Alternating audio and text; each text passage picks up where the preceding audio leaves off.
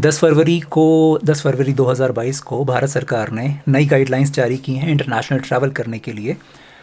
क्या है वो मैं आज के वीडियो में बताने वाला हूँ। मोटे तौर पर आरटीपीसीआर रिपोर्ट की ज़रूरत नहीं पड़ेगी। जो हम महंगे टेस्ट कराते थे जो यात्रा शुरू करने से पहले, उन सब की जो कोविड टेस्ट कराते थे उनकी ज़रूरत नहीं पड़ने वाली है। हालांकि कुछ क्लॉज हैं। क्या है मैं आज के वीडियो में बताने वाला हूँ।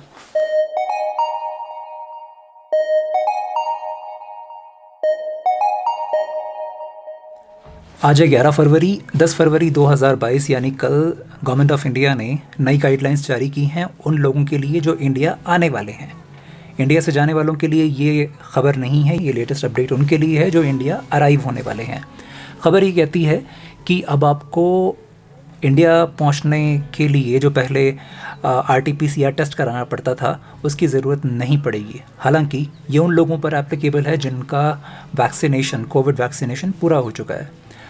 अब अगर आपने कोविड वैक्सीन नहीं लिया हुआ है और आप इंडिया आना चाहते हैं तो भी आ सकते हैं, यानी अनवैक्सीनेटेड पैसेंजर्स भी अब इंडिया आ सकते हैं, बशर्ते वो नेगेटिव आरटीपीसीआर रिपोर्ट उनके पास में होनी चाहिए, यानी कि वो कोविड फ्री होने चाहिए और ये उनको अपलोड करना है एयर सुविधा पोर्टल के ऊपर। तो मेरे जैसे पैसेंजर्स जिनका वैक्सीनेशन हो चुका है, पिछले महीने जब मैं इंडिया आया था जनवरी में, तब मुझे कोविड वैक्सीनेटेड होते हुए भी बार बार आरटीपीसीआर टेस्ट कराने पड़ते थे। इंडिया में भले ही अब उसकी कीमत 300 रुपये हो गई है दिल्ली जैसी जगहों पर, लेकिन विदेशों में बहुत महंगे हैं। यूरोप में 100 यूरोज़ 150 यूरोज़ तक इसकी कीमत जाती है। अब उनको कराने की ज़रूरत नहीं पड़ेगी, ये नई गाइडलाइंस कहती हैं। अगर आप वैक्सीनेटेड हैं तो सिर्फ अपना वैक्सीनेशन वाला जो आपका सर्टिफिकेट है उसको आपको अपलोड करना होगा एयर सुविधा पोर्टल पर। दोनों ही सर्टिफिकेट्स पहले अपलोड करने पड़ते थे इस गाइडलाइन से पहले, लेकिन जो चेंजेस हुए हैं उसके हिसाब से अगर आप वैक्सीनेटेड हैं तब आप सिर्फ अपना वैक्सीनेशन सर्टिफिकेट अपलोड करेंगे, और अगर आप वैक्सीनेटेड नहीं हैं तब आपको मैंडेटरी है कि आप कोविड फ्री हों।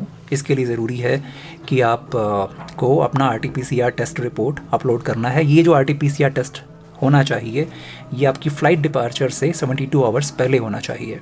ये सारी चीज़ें एयर सुविधा पोर्टल पे डालनी है, इसका लिंक मैं डिस्क्रिप्शन में डाल दूंगा। जब आप अपनी फ़्लाइट पकड़ने के लिए एयरपोर्ट पे पहुंचेंगे, इंडिया आने वाली फ़्लाइट पकड़ने के लिए, तो जो एयरलाइन है ये उसकी ज़िम्मेदारी है कि आपसे वो एयर सुविधा पोर्टल वाला जो रजिस्ट्रेशन है, सेल्फ डिक्लेरेशन फॉर्म है, वो उसको चेक करे। अगर वो नहीं होगा तो एयरलाइन के पास में ये अधिकार है कि आपको बोर्डिंग डिनाई की जा सकती है, यानी आपको यात्रा नहीं करने दी जाएगी। ये तो हो गया यात्रा शुरू करने से पहले। एक बार यात्रा जब ख़त्म हो जाती है, जब आप इंडिया पहुंच जाते हैं, तब आपको पहले होता था कि जो एट रिस्क कंट्रीज़ हैं वहाँ से आने वाले सभी पैसेंजर्स के लिए आरटीपीसीआर रिपोर्ट फिर से ज़रूरी होती थी, टेस्ट फिर से होता था। मेरा हुआ था दिल्ली पहुँचने के बाद में, लेकिन अब ज़रूरी नहीं है। हालांकि फ़्लाइट में जितने भी पैसेंजर्स ट्रैवल कर रहे हैं उसके 2% लोगों के साथ में रैंडम टेस्टिंग की जाएगी, यानी उन 2% पैसेंजर्स को रैंडमली चूज़ किया जाएगा।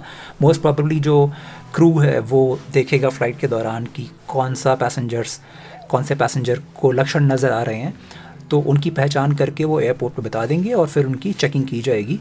वो करीब 2% होने वाले हैं। रैंडमली चेक किया जाएगा आपके अराइव होने के बाद इंडिया में। उन लोगों को फिर से वो आरटीपीसीआर टेस्ट कराना होगा।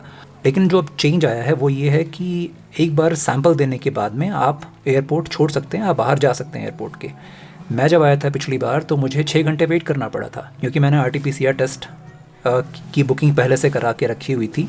अब क्या है कि आप जब दिल्ली अराइव होंगे या इंडिया के किसी भी एयरपोर्ट पर अराइव होंगे, ये सिर्फ एयरपोर्ट ही नहीं है, आप सी पोर्ट, आप समुद्र के रास्ते से आ रहे हैं, या आप लैंड पोर्ट, जैसे कि बांग्लादेश से आप जब एंट्री करते हैं, नेपाल से जब एंट्री करेंगे, भूटान से जब एंट्री करेंगे, तो मोस्ट प्रोबेबली वो लैंड पोर्ट से आप एंट्री करेंगे। तो सी पोर्ट, लैंड पोर्ट्स, एयरपोर्ट्स, जहाँ से भी आप एंट्री करते हैं वहाँ के लिए ये सारे नई गाइडलाइंस लागू होती हैं। एक बहुत इंपॉर्टेंट चीज़ कि ये जो सारी की सारी ये जो गाइडलाइंस हैं ये शुरू होंगी 14 फरवरी वैलेंटाइंस डे से। तो रात के 12 बजते ही जब वैलेंटाइंस डे शुरू होगा, ये जो नया सिस्टम है शुरू हो जाएगा। उसके पहले अगर आप इंडिया अराइव हो रहे हैं तो जो अभी तक सारा हिसाब किताब चल रहा था वो आपको फॉलो करना पड़ेगा। हाँ, 5 साल से छोटे हैं अगर आप मतलब अगर 5 साल से छोटे बच्चे हैं तो उनके लिए ये एप्लीकेबल नहीं है। हालांकि वो भी अगर सिम्टोमेटिक पाए जाते हैं फ़्लाइट के दौरान तो उनको भी टेस्ट से गुजरना पड़ सकता है इंडिया आने के बाद में। मेरे ख्याल से आज के इस वीडियो में मैं सारी चीज़ें कवर कर चुका हूँ। कुछ अगर होगा तो आप कमेंट्स में बता सकते हैं। मैं बाहर आया हुआ हूँ, हिमाचल में हूँ, एक छोटे से गांव में हूँ। ये गाय की आवाज़ थी।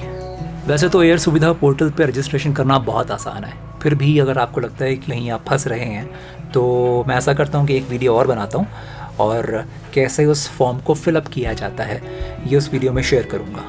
लिंक डिस्क्रिप्शन में शेयर कर देता हूँ ताकि आप उसको क्लिक करके इस वीडियो पे पहुँच जाएंगे और आप उस वीडियो को देख के पोर्टल को भर सकेंगे और आप यात्रा कर सकेंगे।